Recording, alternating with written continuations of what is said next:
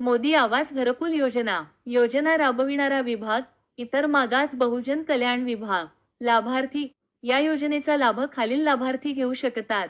1. आवास प्लस मधील प्रतीक्षा यादीत नाव असलेले लाभार्थी.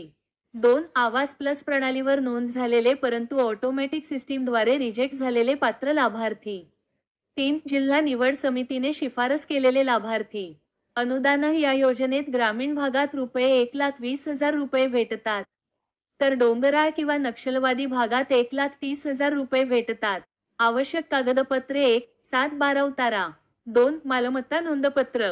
3. ग्रामपंचायत प्रमाणपत्र. 4. जातीचे प्रमाणपत्र. 5. आधार कार्ड. 6. Ration card. 7. निवडणूक ओळखपत्र. 8. विद्युत bill. 9. MNREGA job card. 10. Bank passbook छायांकित प्रत. अर्ज कुठे करावा? आपल्या भागातील स्थानिक स्वराज्य संस्थांमध्ये, उदाहरणार्थ ग्रामपंचायत, नगरपालिका, नगरपरिषद, महानगरपालिका यामध्ये अर्ज करावा.